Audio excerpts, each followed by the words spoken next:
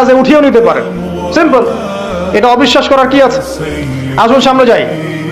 এখানে যে বিষয়টা, যে বহুদিন আগে এরকম প্রতাপশালী বাচ্চার অধীনে একজন জাদুকর ছিল। এই জাদুকরের যখন বয়সটা বুড়ো হয়ে গেল, তখন সে তার ওই বাচ্চাকে বলছে যে আমার তো বয়স শেষ, আমার এই বিশাল জ্ঞানগুলো কি করব? আমাকে একজন বালক এনে দিন, যেই বালককে আমি এসব জাদুবিদ্যা শিখিয়ে দিব। যেরকম ছোট বাচ্চাদের মধ্যে একজন।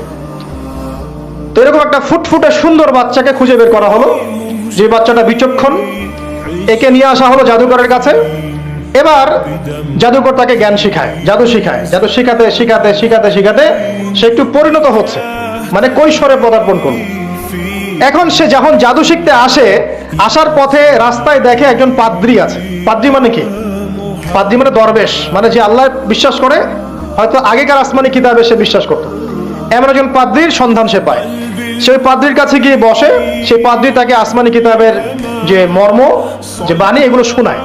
তার কাছে খুব ভালো লাগে যে মাশাআল্লাহ, এটা ইমানের স্বাদ। যখন কোরআন শুনি আমাদের ভালো লাগে না? আসমানি কিতাব যখন শুনে তার কাছে ভালো লাগে। সে বলে যে আমি এটা শিখতে চাই। তখন এই পাদ্রী তাকে বলে, তুমি তো জাদু শিখতে যাও এই বাদশার দরবেশের কাছে, বাদশার জাদুকরের কাছে, যদি ওরা জানতে পারে তাহলে তো সমস্যা। তাহলে উপায় কি? যখন তুমি ওখানে যাবে, যখন দেরি হয়ে যাবে, তখন বলবে বাসার থেকে বের হতে দেরি হয়েছে, বাসার থেকে বের হতে দেরি হয়েছে। আর আমার এখানে বসে যখন বাসায় যাবে, তখন বাসায় গিয়ে বলবে যে ওখান থেকে, ওই যে জাদুকরের কাছ থেকে আসতে দেরি হয়েছে। মানে কৌশল অবলম্বন করতে তিনি শিক্ষা দিলেন। এখানে আমাদেরও নসিহত আছে, সবসময় তো আর মানে একই রকম করে চললে হবে না, কৌশলের প্রয়োজন আছে না? উদউ ইলা সাবিলি রাব্বিকা বিল হিকমা, হিকমার দরকার আছে না? সত্য থেকে সরে গিয়ে নয়, কিন্তু কৌশল তো করার দরকার আছে।